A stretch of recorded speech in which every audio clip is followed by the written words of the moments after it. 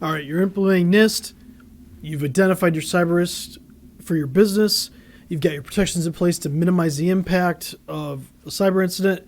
You've got detection in place so you can detect all this stuff. But what happens next? Well, what happens next is how do you respond when you detect something? So let's talk about it.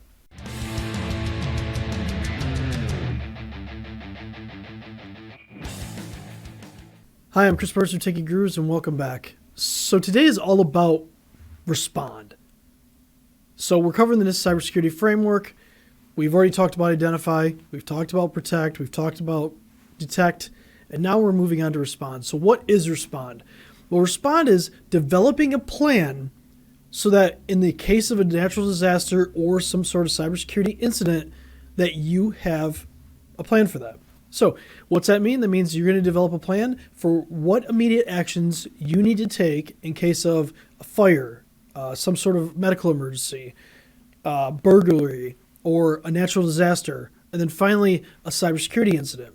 So it could be ransomware, it could be business email compromise, could be somebody just clicked on a phishing email. So let's move on to the 4 steps you need to take to actually put that plan together. All right, the first thing you need to do when you create the plan is to identify the roles and responsibilities inside your company. So you need to know who makes the decision to initiate a recovery procedure and who will be the point of contact with the appropriate law enforcement personnel, medical personnel, or whatever the incident is about. All right, number 2, what do you do with your information systems in case of an incident? So this includes actions such as shutting down or locking out computers, moving to backup, or physically removing important documents.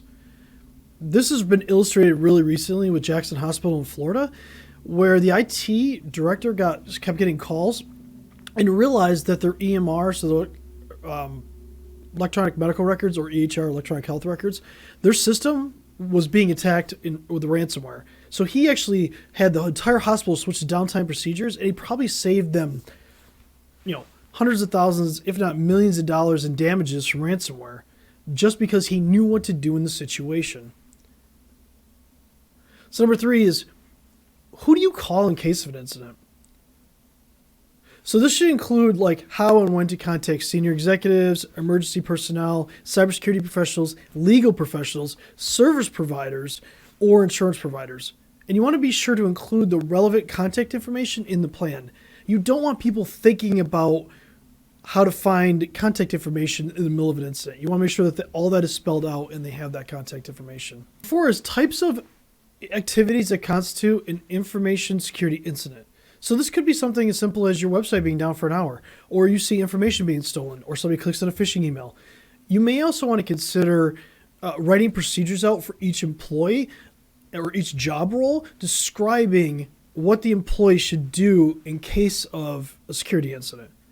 Now, downtime procedures, what I just talked about with the Jackson Hospital situation, is critically important. I know most medical facilities have this. A lot of manufacturing facilities have this.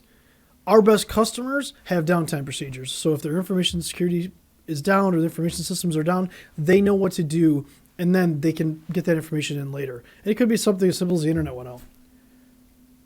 So there it is. We covered it. Respond. It's all about making a plan. It's about making a plan for your business once you detected something there that you need to respond to. So this is critically important.